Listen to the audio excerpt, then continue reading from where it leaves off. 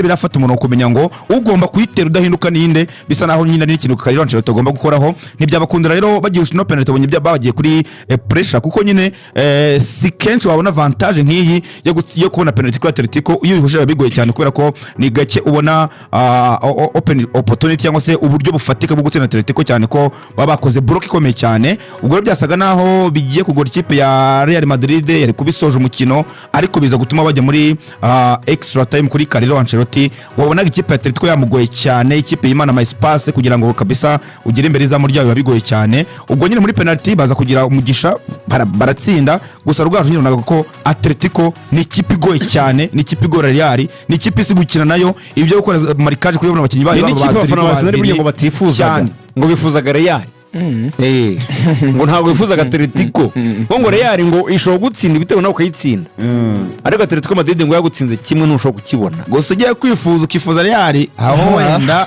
sinzi ko wakifuza rigani ufite igikombe giheruka byabigoye discuss.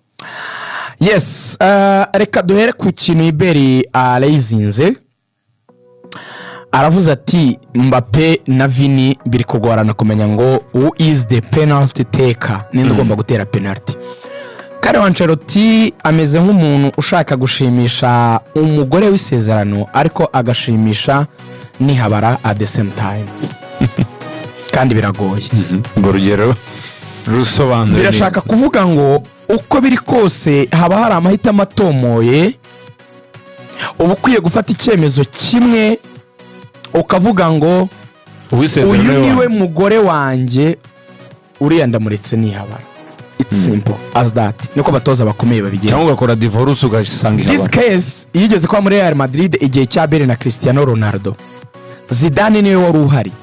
Reka manze nibutsa abantu gato. Perezida wa Real Madrid witwa Florentino Perez niwe wiguriye Gareth Bale neza 100%.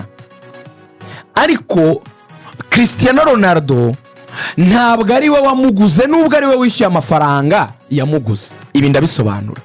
Negociation zakozwe n'umugabo wari perezida wa Real Madrid amezi make mbere yuko Perez amutsinda akaba perezida.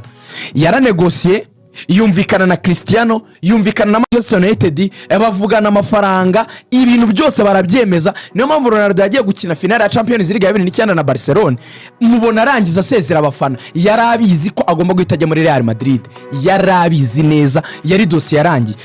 Perez rero yinjiye muri office asanga ari dossier iri ku meza iri pending twaranegociye twaravuganye ariko agomba kuza sezirangiye. Icyo yakoze yahise yishyura amafaranga bumvikanye. Niyo mpamvu umugabo yitwa Calderone yahoraga yigamba avuga ngo Perez ntaziyemera umukinnyi wa Cristiano ngo avuge Cristiano ninjye wamunegociye nubwo ku ngoma y'igihe yari amaze kuba perezida ari we wishyuye nanjye nari kwishyura yomba mpari ko na asa amafaranga ye n'amafaranga y'ikipe. Okay, Perez rero yabaye nk'ushaka gusa n'ugaragaza ko Bale ari umwe mu bakinnyi nawe yagira ibyirato bye.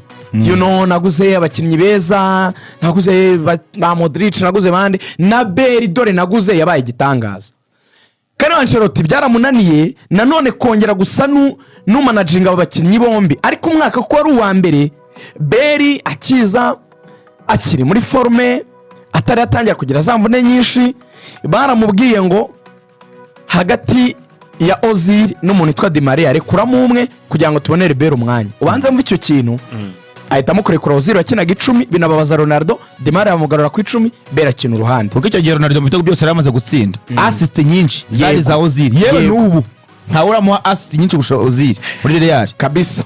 Ibyo bimaze kuba imyaka yakurikiye Bale yabonye kihagera bahita batwara Champions League abona igikundira afite kuri perezida nyine atangira kubyimba.